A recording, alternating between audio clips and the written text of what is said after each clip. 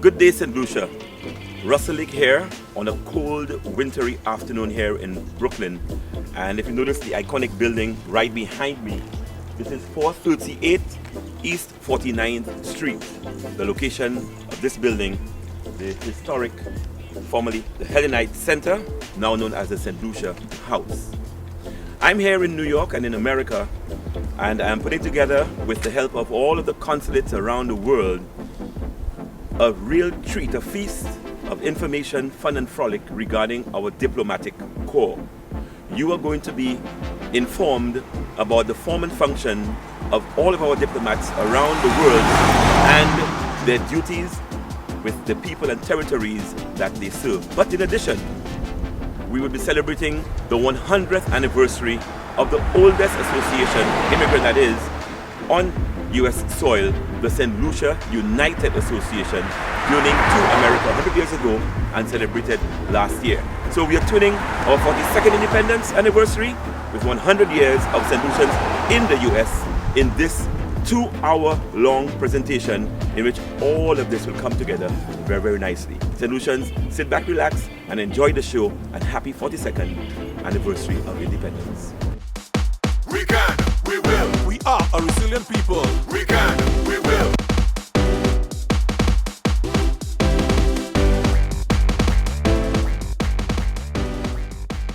Welcome to the presentation Spotlight on St. Lucia's Diplomatic Corps. This is a project which has been prepared for St. Lucia's 42nd Independence Anniversary, and it will be a feature on the work of all of the consulates, St. Lucian consulates around the world. Each consulate has submitted a 12-minute video which is filled with the functions and the staff and some of the fun and frolic and of course the seriousness of diplomacy, all rolled into one. There are a number of missions around the world as well as the Ministry of External Affairs, and we shall see how they work. But in addition to this first timer is the fact that there is a St. Lucia Association, the St. Lucia United Association right here in the USA, which is celebrating or has celebrated 100 years of its being in existence last year. So we are twinning the two celebrations with a series of interviews and features, and you are invited to sit back and relax and enjoy what we have in store for you. This indeed will be a very big eye-opener, so please feel free to enjoy. We can, we will. We are a resilient people. We can, we will.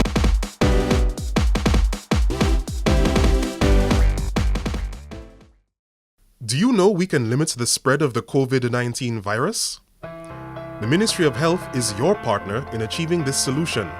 Introducing the Amber Wristwatch. The Amber Wristwatch is designed for monitoring daily movements while in quarantine. It provides an accurate location and a precise heart rate. The device is also waterproof and can be worn during all daily functions, like washing the dishes or taking a shower. It's worn like a typical timepiece.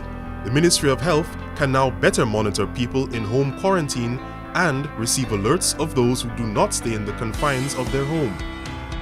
A 14-day rental of the Amber Wristwatch is just $75 US.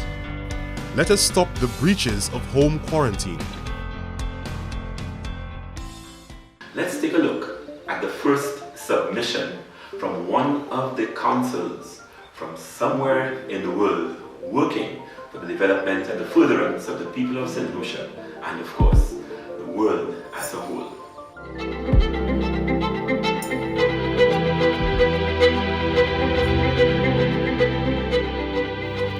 On behalf of St. Lucia's Consulate General in Toronto, I wish to extend warm greetings and congratulations to the people and government of St. Lucia on the 42nd anniversary of our island's independence.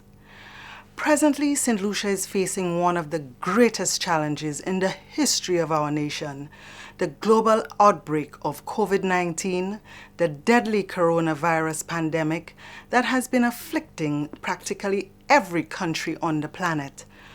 Notwithstanding this grave threat to our nation, we celebrate our 42nd independence anniversary as a proud and resilient nation. We are not strangers to adversity. Over the years, prior to and after independence, St. Lucia experienced a wide range of challenges, including natural disasters such as hurricanes, floods, landslides, and earthquakes, and even periodic outbreaks of potentially deadly infectious diseases, including dengue. Through it all, we had to try to figure out how to cope and support one another. Make no mistake, overcoming this challenge will require determination individually and collectively, and with a spirit of resilience. Resilience can only come about through collaboration and cohesiveness, not through negativity and divisiveness. I wish to join in expressing deep thanks and appreciation to all those who have been on the front line, helping to combat the spread of this disease, including doctors, paramedic staff, policemen and women, nurses, and other healthcare professionals. All of you are heroes, and we are so proud of you.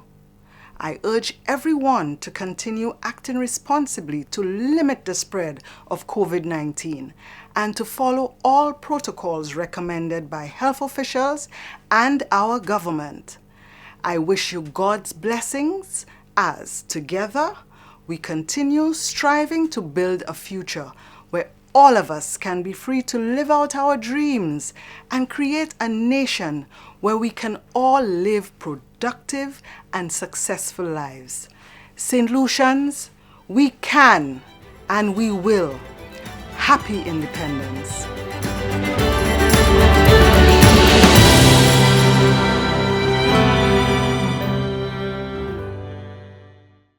Are you in quarantine?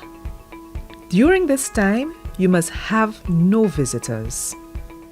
This message is brought to you by the Bureau of Health Education within the Ministry of Health and Wellness and this station.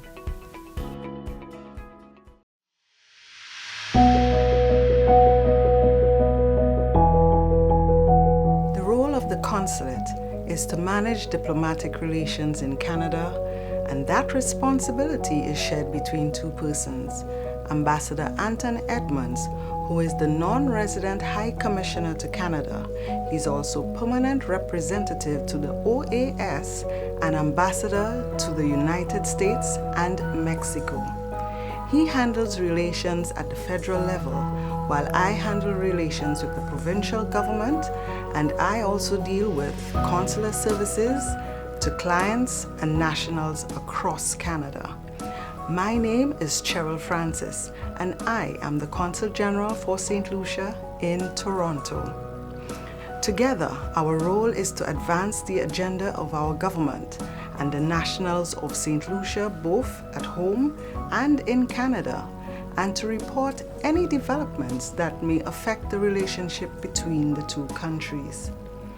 One of our major areas of focus has been immigration, and the results of our diligence over the years has borne fruit in the setup of a visa office back home. Another area of focus is bilateral trade, and the consulate has been tasked to advance commercial activities between the two nations. This has been done successfully over the years by partnering with prospective investors and liaising regularly with Invest St. Lucia. We have facilitated trade missions from St. Lucia to Canada through Export St. Lucia, exploring avenues for our local businesses to export their products to Canada. Another very important role is to engage government officials, NGOs, service organizations, and donor agencies. In fact, one of our major successes from our relationship with these associations has been the recent delivery of 2 fire trucks to St. Lucia Fire Service, along with equipment and gear. Hi, my name is Craig Dockery, Vice President of Firefighters Without Borders. Over the years, we have partnered with the Consulate General here in Canada to provide support to the fire service in St. Lucia. We have provided equipment and training, and this past year we were successful in donating 2 fire trucks to the fire service. Special thanks to Mississauga for the truck donation, to Ken Chitoli from KLC Freight Lines, and to Metro Logistics for paying for the freight. We pledge our continued support to the people of St. Lucia. We want to wish you all a very happy 42nd Independence Anniversary. Firefighters Without Borders is also assisting the fire service in building a new training facility on island.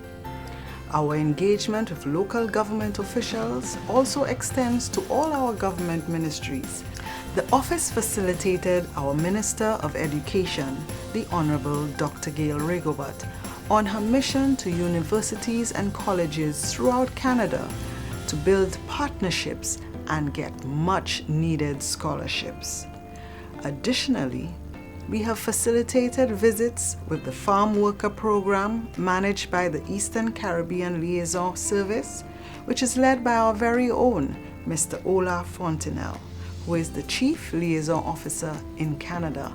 We continue to strengthen collaboration with the Ministry of Labour and the Toronto-based Consulate General in the best interests of the workers. St. Lucia's workers have displayed resilience and are doing their country proud, having contributed over $9 million Eastern Caribbean dollars to St. Lucia's economy in 2020. We'd like to wish everyone happy Independence Anniversary to all St. Lucians at home and abroad, and the workers in particular.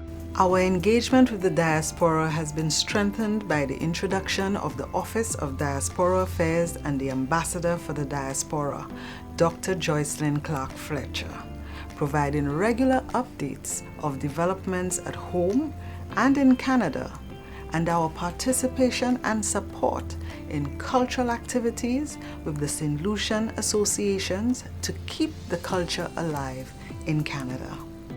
Greetings, my fellow St. Lucians. This is Thorne Richard Walcott, Director, Co-founder, and current President of the St. Lucian Young Leaders in Canada. The St. Lucian Young Leaders in Canada, also known as SILC, is a youth-led non-profit organization which was founded in December of 2018 in conjunction with the Consulate General Office. Our aim is bridging the generational gaps through youth empowerment. SILC was founded to foster youth development and be a much-needed resource for the St. Lucian diaspora in Canada. Together, we will build a stronger St. Lucia. Community friends, my name is Margaret Daniel, and I'm the president of the St. Lucia Calgary Cultural Association. Greetings from Western Canada. I'm so very proud of the St. Lucian people as you remain strong and together during these challenging times. I wish you a successful and enjoyable virtual Independence celebration. Congratulations on Independence 42. My name is Johanna Charles Obaizamawani, acting president of the St. Lucia Toronto Association here in Canada. I am a born St. Lucian, born in the city of Castries, Union Timor. At this time, it is of great pleasure to wish each and every one of you a happy 42nd Independence Anniversary. To St. Lucians here and abroad, all over the world, I wish you a joyful celebration, a safe celebration. With the advent of the COVID-19 pandemic, our office has had to change the way we operated to effectively serve our nationals. Our face-to-face interactions for both staff and clients have been limited and only when necessary, by appointments only. We have continued, though, to provide all services to nationals. Service is now provided primarily over the phone, via email, and postal mail. We have become even more efficient as a result. The pandemic has forced us to streamline our processes and procedures. With greater emphasis on technology, we ensure that information is updated and readily available on our websites and send out regular information via email and social media. We at the Consulate General look forward to strengthening our relationship with the St. Lucian community in Canada as we work to develop the St. Lucian spirit and the values that are necessary for our secured future. We can, we will. Happy Independence, St. Lucia!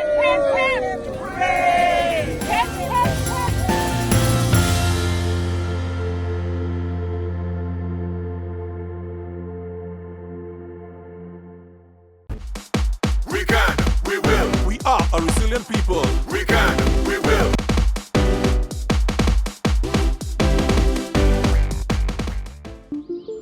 Welcome back to Spotlight on St. Lucia's Diplomatic Corps.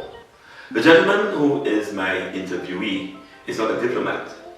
He is a St. Lucian who left our shores with his family and journeyed to the United States of America, which has now become his second home.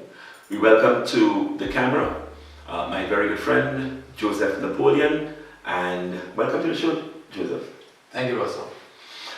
Joe, could you just tell us, you're leaving St. Lucia as a youngster, coming to America and becoming acclimated to all the goings on here, and then being introduced to the St. Lucia United Association. Tell us about that journey. Well, yes, Russell, moving from St. Lucia to the US without question had its challenges, as you would imagine. But then what made it, or what gave it a feel and a sense of home was being able to be introduced to the organizations that were well planted here in the US. And one of the premier organizations was, of course, the St. Lucia United Association. What was the association doing so much so that it stood out from the others? It seemed that they had been able to reach across all borders in their function, with being affiliated to groups in London, Canada, the Caribbean. There have been many functions where persons from those organizations would come to the US, New York, to attend. And that interests me because I would get to meet persons from different parts of the world. St. Lucians who have reached in different corners of the globe and come out here to New York to celebrate the cultural happenings here in New York. Well, talking about the various solutions around the world, let's now segue to another submission from a consulate from another part of the world, all part of our 42nd independence anniversary and of course the 100th anniversary of the St. Lucia United Association. Let's take a look. We can, we will. We are a resilient people. We can, we will.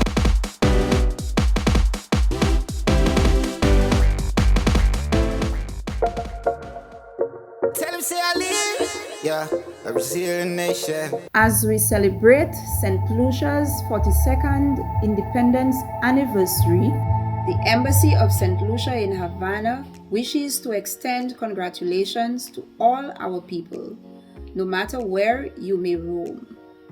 As we continue to navigate the world stage as an independent nation and continue to strive to attain our own vision, we continue to be faced with challenges, the worst of late being the global pandemic of the COVID-19 virus. Therefore, the world has changed, and so must we. Our independence has afforded us the opportunity to seek and pursue ideals and values that reflect growth and positivity. Let us aspire to be confident in our abilities as a people and a nation. This confidence is very evident in the many St. Lucian students currently in Cuba who, despite the many challenges, strive every day with determination and perseverance to make a difference for themselves, their families, and our nation. As we move forward, especially to continue the legacy of the great men and women who have served at the mission here in Havana, we pledge to tackle all challenges head-on as we strive for better for our country. To our student diaspora who have received the opportunity of a higher education here, we urge you to understand and accept your role in the development of your community and your country, no matter how small that contribution may seem. Always put God first, embrace discipline, humility, and hard work. Never forget the ideals of your Cuban experience. Remain humble, giving even when you do not receive in return. Cooperation, solidarity, and rising above all odds. We ask the same of every other St. Lucian, both home and abroad. To the Cuban government and its people, our diplomatic relationship with you is as young as our independence, and so I know you are celebrating with us. We strive never to forget the invaluable contributions that Cuba has made in the development of St. Lucia. We are very well aware that Cuba serves people and not governments, and therefore, no matter what the circumstances, you are always willing to help. We are forever grateful for your continued support with scholarships, particularly in the medical field, as well as many other areas of collaboration. As we speak, your medical brigade is still in our country, helping us fight this pandemic, even as you have your own burdens. St. Lucia stands in solidarity with you every step of the way in your quest to maintain your democracy. Like you, we aspire to turn our losses into infinite confidence and eventually victories.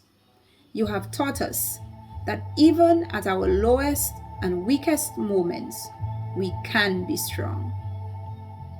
Fellow St. Lucians, let us remember that no matter how dark the days may seem, the sun always penetrates through. Let that be our hope. It is only in solidarity with one another that we will become victorious and feel truly independent. My name is Romancia Magnon, Consul at the Embassy of St. Lucia in Havana, Cuba. I would like to share with you our mission statement. The mission statement of the Embassy of St. Lucia in Cuba is to promote and strengthen friendly relations between the government and people of Cuba and St. Lucia, in addition to other countries to which St. Lucia is accredited in Cuba.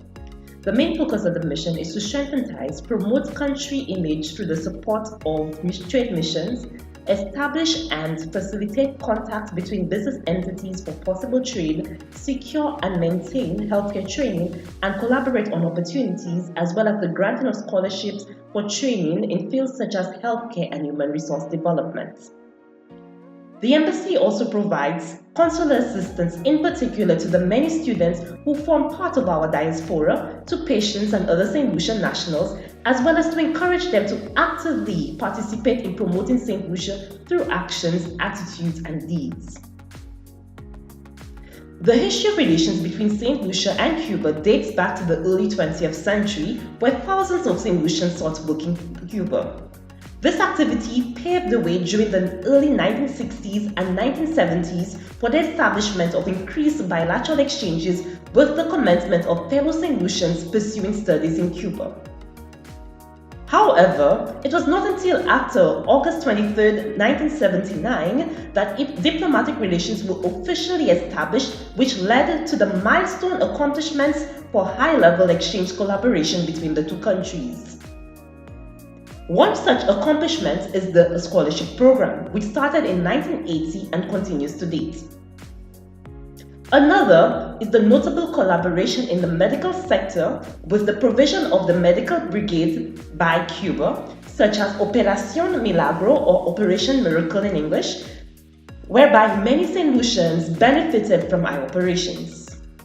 This program ran from 2005 to 2009 in Cuba, after which the same continued with the establishment of the Ophthalmology Center in the Victoria Hospital. Cuba and St. Lucia have also strong cooperation in the areas of construction, sports, agriculture, culture, and the environment. St. Lucia has continued to cultivate relations with Cuba, with the most recent collaboration being the implementation of the Cuban literacy program, Yes, I Can. As Cuba often reminds us, such a great step was not the result of a political and diplomatic formality, but rather a response to share a deep feeling of solidarity with St. Lucia as an immediate family with which Cuba shared a geographical, historical, cultural, and human environment. That was the vision of the then president and historic leader of the revolution, Fidel Castro, who has passed on. We take the opportunity to highlight where the remains of such a great man lies.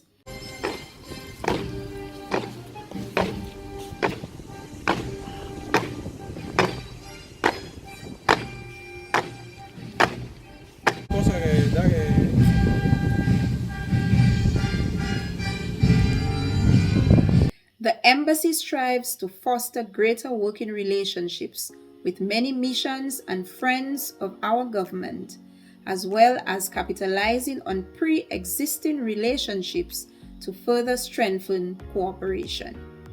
This includes Embassy of Romania, who offered training for foreign diplomats in September 2018 and 2019, and the regional police training on ATM fraud for our police officers held in Jamaica in October of 2018. We continue to collaborate on scholarship opportunities from them. We have and will continue dialogue with the Embassy of Kuwait for continued support for road rehabilitation and other areas of interest.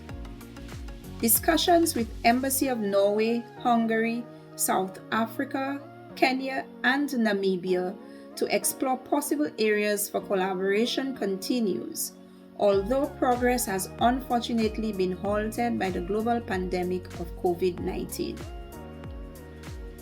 St. Lucia has a total of 68 students, with a few being self-financed.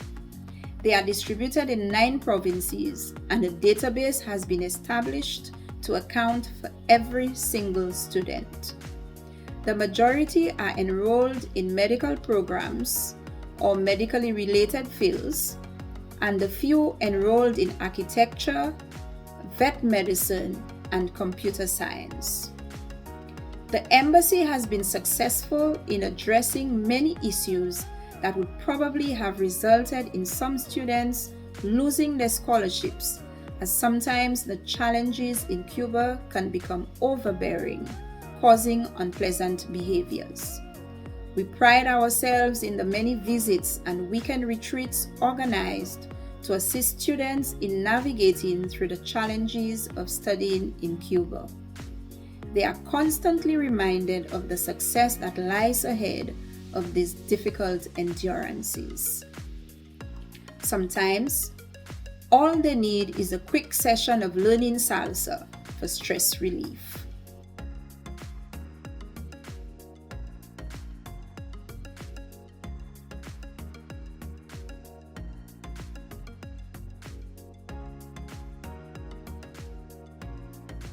We also encourage their participation in activities highlighting the history of the Caribbean/St. Lucia with Cuba. This is seen when some attended the inauguration of the CARICOM Heroes Park in Cuba in 2019 and Cuba CARICOM celebrations. While we may not be able to change some of the unpleasant circumstances of some of the students, we have often negotiated alternative support for the affected persons. We are always physically present in the face of any disaster. For example, in the aftermath of the tornado in January of 2019, the smiles on the faces of the students after they got bread, cheese, and water were priceless. Believe me when I tell you that sometimes bread becomes a delicacy. Many graduates in the past have abandoned their requests for official school transcripts and police records from Cuba even after having paid monies because the deadline for receipt from the requesting institution would have expired. The embassy was successful in discussions with the many relevant authorities and institutions, the administration of some schools, and most importantly, the offices who legalize such documents in an effort to have these legal documents sought by Cuban graduates in a more timely fashion. As a result of this intervention, there has been a significant reduction in the waiting period. Therefore, these requests from graduates have significantly increased, most wishing to pursue postgraduate studies in other countries as well as for work-related purposes. Very often, the patient's visit to Cuba becomes complicated, either because the funds for service would arrive after hospital admission, miscalculation of cost of care due to conversion rates, or extended stay not catered for. The embassy is often very involved in the planning of such medical visits, all in an effort to provide support and prevent these unfortunate and uncomfortable circumstances. Many Cubans, some Latin American and African countries, as well as tourists, often claim not to have heard about our country or its location. The embassy has embarked on a public relation and marketing strategy where we do not only focus on display of our products and talent. We have partnered with local television and newspaper agencies to promote our island. We strive to do better. Se entra en la moda, que están cambiando lo que existía antes y se pone todas las modas. Some of Baron Foods products can be seen on selected Cuban market shelves, thanks to the hard work of previously serving embassy staff. We strive to continue lending support for further engagement and including other companies such as Harris Paints and NatMed. These companies are frequent participants of the yearly trade fair held in Cuba. The embassy has also been part of many exchanges of official visits relating to sports, health, education, agriculture, and commerce. Memorandum of understandings between Ministries of Agriculture and Education, as well as the water companies of the two countries, have been signed. Discussions are ongoing with a group of 21 St. Lucian Cuban descendants. Although affected by the COVID-19 pandemic, we hope to continue with the planning of activities where we can inform and educate about St. Lucia and to offer support in keeping our culture alive in Cuba. We have also partnered with the Cuban Institute for Friends of the Public, sister organization to Humanistic Solidarity Association, Cuba St. Lucia, to organize exchanges between Cubans and St. Lucians. These two organizations have become the best example of brotherhood between the people of the two countries. Further activities which were intended to start in 2020 were affected by the pandemic as well. The highlight of such exchanges is to get a better appreciation of the history and culture of Cuba and St. Lucia in a very informal setting. Allow us to share with you some of the most anticipated things visitors look forward to, which includes visiting a museum in Santiago, where one will see many of the things used during the revolution decades ago. And finally, the most anticipated for any trip to Cuba.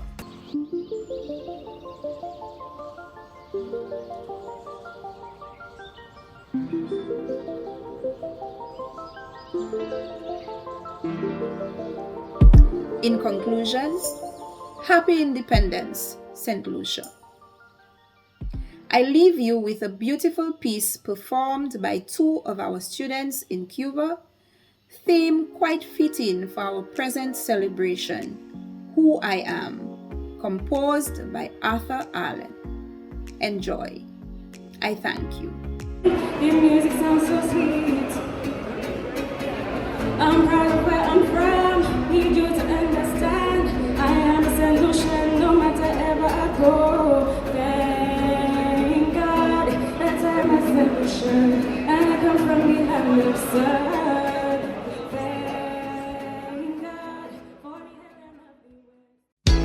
the It's here, the Biointellisense Bio Button, an innovation to the Ministry of Health's approach in battling COVID-19. The Bio Button is a state-of-the-art device. It supports people keeping regular checks of signs of possible COVID-19 infection while placed in home quarantine. It monitors temperature, heart rate, and respiratory rate.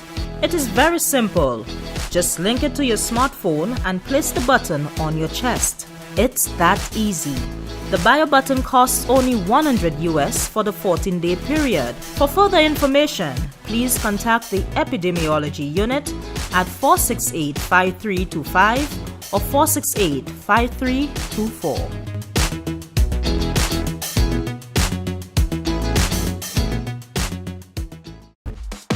We can, we will. We are a resilient people. We can, we will.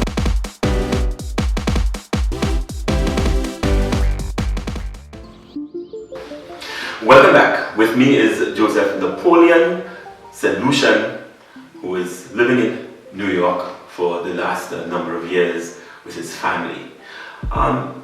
Joseph, what role do you hold in the St. Lucian United Association? And was there any person who held that position before you that you maybe would like to speak about? Whether the person is still with the organization or out of it, but somebody who really made an impression on you in your current position. Absolutely. Currently I serve as the treasurer for the Lucia United Association, and the person who's seated before I hold current position is Brother Lou Herod.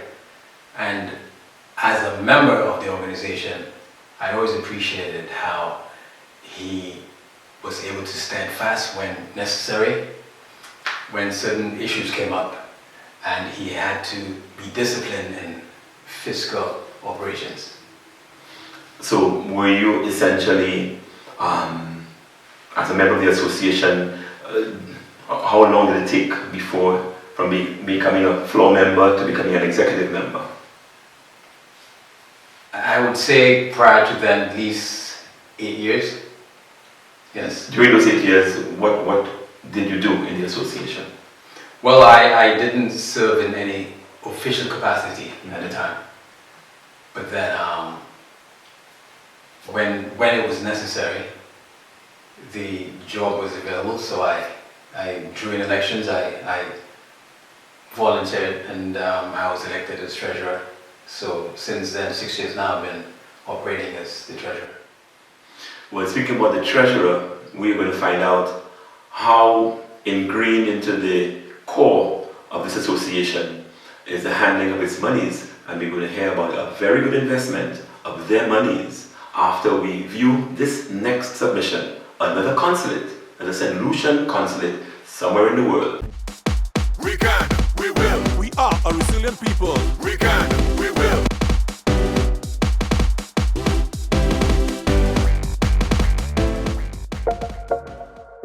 Tell him say I live. Yeah, a resilient nation. Within CARICOM and the OECS, our people have a history of migrating. I am almost certain that your family, like many others, boasts members from countries other than St. Lucia. Silver Roll people and their offspring returned from Panama. Islanders sought their fortune in Guyana, the breadbasket.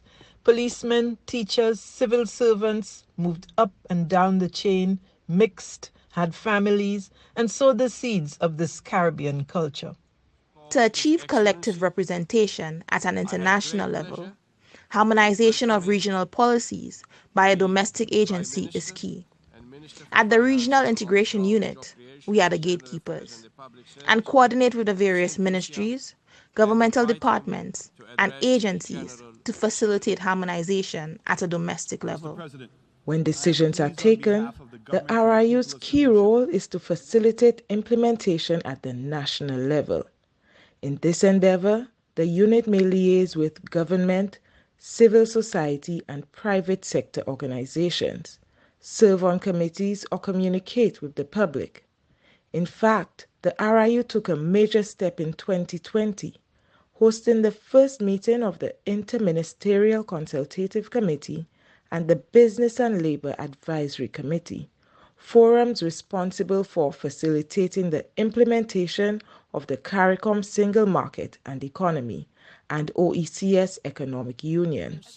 Global realities demanded a shift from nationalism to regionalism, as we were and still are at a distinct disadvantage due to the scarcity of resources, political capital, and influence.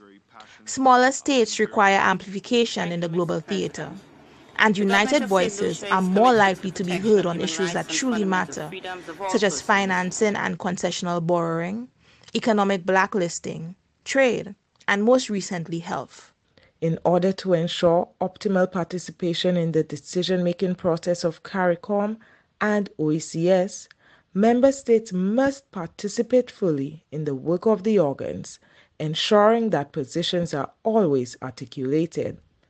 The RIU is integral in this regard as it, along with the Department of External Affairs, acts as a bridge between member states and the CARICOM Secretariat and OECS Commission. The unit is also a member of the National Reparations Committee, which establishes and brings awareness to the moral, ethical, and legal case for the payment of reparations to the community for crimes against humanity. Our work ensures that people, goods, and businesses can travel across borders hassle-free. The passport issued by Her Majesty the Queen to her subjects was succeeded by national passports upon independence. Today, CARICOM citizens all travel on a national passport set in a regional format, a strong symbol of our regional identity. OECS citizens enjoy freedom of movement subject to security concerns. CARICOM permits university graduates, sportspersons, artists, and other specified categories of worker to move. They also enjoy rights contingent to movement, including access to education, health, and social services. Further, citizens have the right to establish businesses and to transfer managerial, technical, and supervisory staff. Goods produced in the region can be imported and exported within the single space without impediment. These are legal rights that citizens enjoy because they are enshrined in the treaties, protected in national laws, and can be invoked in the regional courts. Regional integration, as mandated by both the revised Treaty of Chaguaramas and the revised Treaty of Basse-Terre, is crafted on the premise of possibility, that by working together, we can achieve great things. Reconciling national and regional pressures, negotiating agreements for the benefit of citizens, and making decisions that affect countries for decades are a few of the reasons that make it essential that heads of government are prepped for the meetings which they attend. In the context of the CARICOM heads of government and OECS authority meetings, this is the responsibility of the Regional Integration Unit, located in the Office of the Prime Minister in St. Lucia. The unit is present at meetings of the organs and bodies to provide advice and support to the ministers in attendance. For CARICOM, these include the Conference of Heads of Government, Community Council of Ministers, Council on Foreign and Community Relations, and the CARICOM Committee of Ambassadors. For OECS, these include the Authority of Heads of Government, Council of Ministers, Economic Affairs Council, and the OECS Commission. So where does the CARICOM or OECS citizen fit into all this? In reality, citizens are the ones who should determine how the region develops and evolves, what legacy we create for future generations. Citizens have access to member state representatives, whether they are ministry officials, ambassadors, ministers, prime ministers, labor, or private sector persons. They have access to information on CARICOM and OECS websites. The treaties and laws are also available for those who feel a little more adventurous. Citizens must communicate their perspectives, concerns, and desires to their representatives so that together we can ensure that these are incorporated into the regional agenda. By acknowledging our limitations and grasping firmly at the founding premise of possibility, member states of CARICOM and the OECS have created two of the most functional economic integration systems in the Western Hemisphere.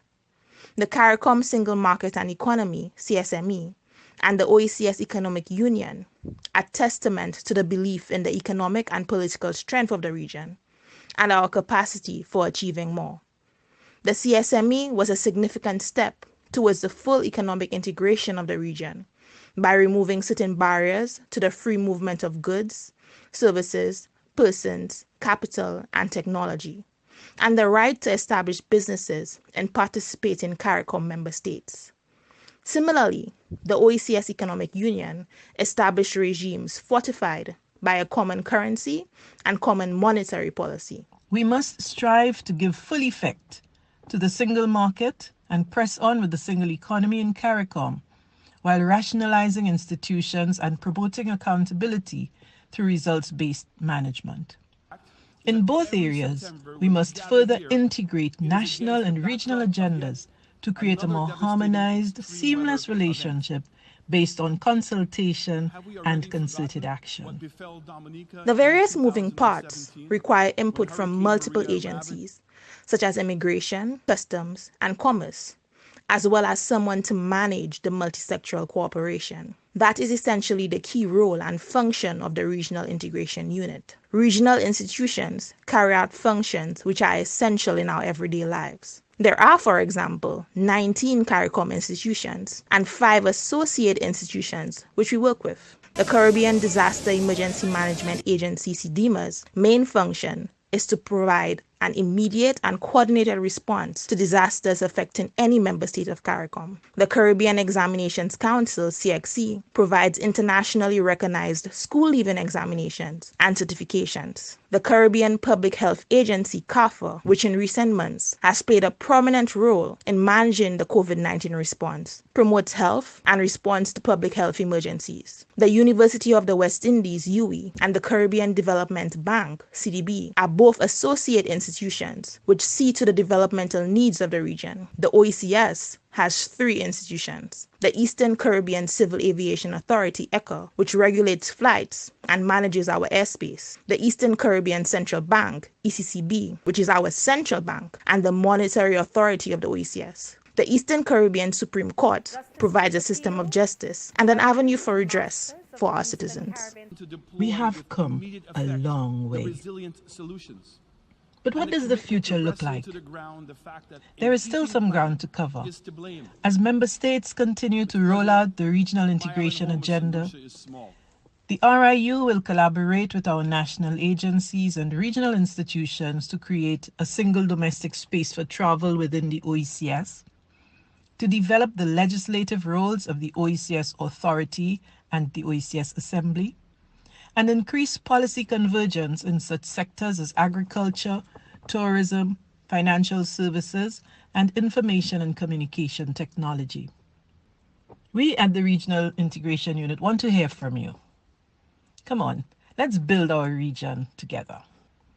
We want you to follow us on Twitter and Instagram at Ambassador EGI and on Facebook at RIU, SLU, and Elmagene. Why not write to us at riu.opm@gmail.com? Are you in quarantine? Do not share personal items such as dishes, cups, forks, spoons, towels with other members of your household. This message is brought to you by the Bureau of Health Education within the Ministry of Health and Wellness and this station. We can, we will. We are a resilient people. We can, we will.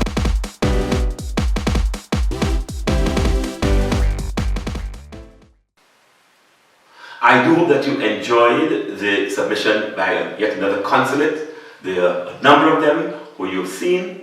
and there's some yet to be seen. But we continue with this interview with Mr. Joseph Napoleon, the treasurer of the St. Lucia United Association, 100 years in existence.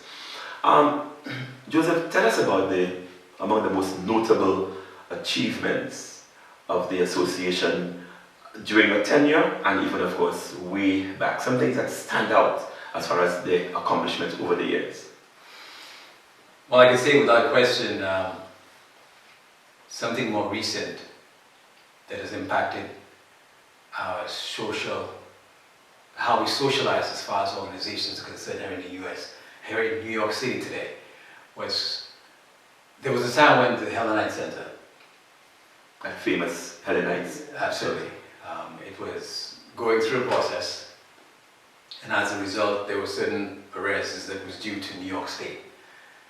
And the United Association jumped in and was able to pay what unpaid taxes, etc., fines that was levied against the building. And as a result, we were able to keep it in St. Lucian hands. So to me, that was, in more recent times, one of the major accomplishments that we've had to date. Well, yes, with my research into this, this was first the Hellenites Center, and after it became the St. Lucia House, it remained the St. Lucia House on 438 East 49th Street, and that was where my introduction to this presentation began. So now it's time to move on to yet another submission of the consulate from around the world. Let's see what the staff and the leader of the consulate had in store. And now, let's take a look. We can, we will. We are a resilient people. We can, we will.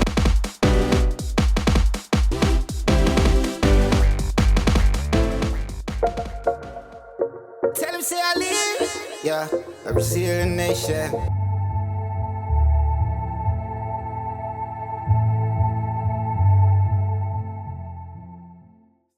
Good day. My name is Tassa Jean, Consul General of St. Lucia's Consulate General in Miami. My jurisdiction covers 14 states, including the Sunshine State of Florida.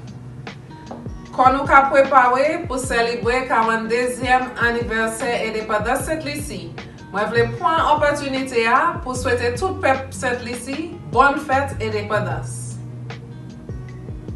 One of my first priorities as Consul General was to craft a compelling and inspiring vision and mission that strategically aligns with our national development agenda, foreign policy goals, and most importantly, the needs of our diaspora.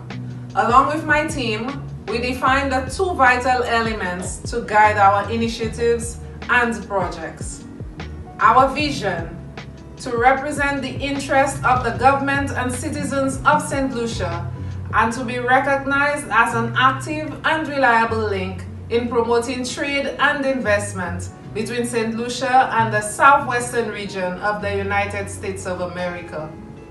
Our mission, to promote and protect the interest and welfare of St. Lucians residing and visiting the states within our jurisdiction.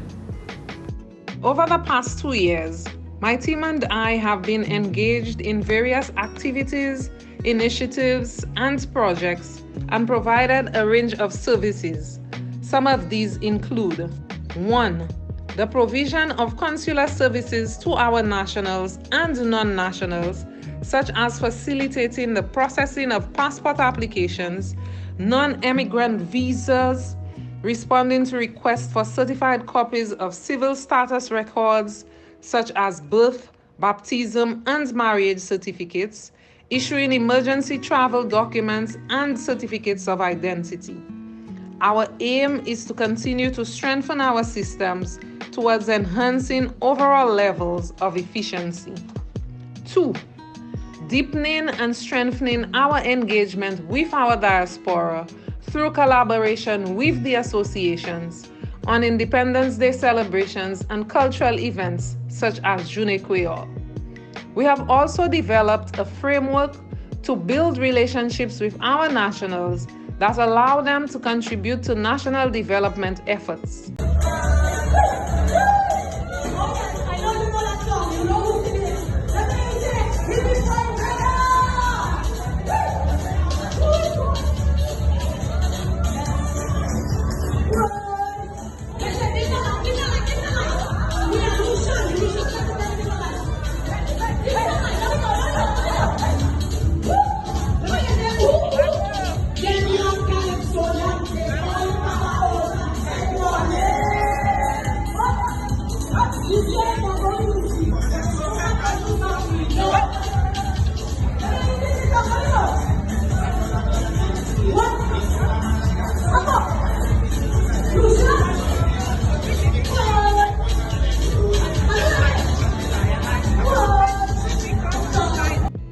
Our nationals have many skills, talents, and experiences that can add value to the advancement of our nation. Providing the necessary mechanisms to facilitate their ability to contribute towards nation building is essential, and we are excited to provide that link. Our diaspora e-initiatives have included the publication of a newsletter, Nouvelle Nous, and the launching of social media pages on Facebook and Instagram. 3. Contributing towards enhancing St. Lucia's social and economic development and visibility through exchanges and joint programs in areas such as arts and culture, tourism, education, healthcare, and youth development. We have established relationships with universities here in Florida to explore opportunities for our nationals. Our portfolio of services has also expanded to include activities aimed at promoting exports and investment. To this end, we have partnered with Export St. Lucia and Invest St. Lucia and facilitated their participation in such activities as the Miami Global Net podcast. In 2019, we facilitated 2 trade missions aimed at the development of trade networks as well as the exploration of new markets for exports. The consulate successfully created links with key stakeholders and distributors in ethnic markets and facilitated activities in St. Lucia aimed at providing U.S. exposure to export-ready firms. Although the restrictions of the COVID-19 pandemic hindered in-person promotional activities, earlier this month, the consulate collaborated with the Coral Gables Chamber of Commerce in Florida and Export St. Lucia to organize a presentation on business opportunities in St. Lucia. Our engagement with Invest St. Lucia included a webinar in 2020 on doing business with St. Lucia, hosted in partnership with the Economic Development Department of Broward County in Florida. As it relates to our response to the COVID-19 pandemic, our consulate, in close collaboration with the St. Lucian associations and national agencies, were actively involved in providing assistance to our stranded nationals, including our students and nationals employed with the cruise ships during the closure of our borders. We also supported efforts aimed at repatriating hundreds of nationals to St. Lucia. Hi, my name is Chrisanne and I am employed with Carnival Cruise Lines. Just want to take this time out to thank the Consulate General of St. Lucia in Miami for the assistance and the help offered to us during the closure of our borders, and that's with the repatriation of crew members back to St. Lucia. Without you and your patience and understanding and the direct communication with the government of St. Lucia and other ministries, this would not have been possible. So just want to say once again, thank you. Tout le monde mettait ma salaire, yo, même si ou bien, tout le monde pas bien. Everybody ni famille, yo, même mettait ma sou sanitize our mouth. Keep our distance, social distance. As we celebrate our 42nd anniversary of independence, I encourage you to continue to look with courage, hope, and faith towards a brighter 2021. We are a resilient nation. We can and we will. From the Consulate General of St. Lucia in Miami, happy 42nd anniversary of independence. We can, we will. We are a resilient people. We can, we will.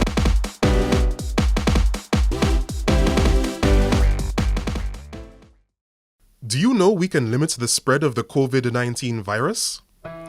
The Ministry of Health is your partner in achieving this solution. Introducing the Amber Wristwatch. The Amber Wristwatch is designed for monitoring daily movements while in quarantine.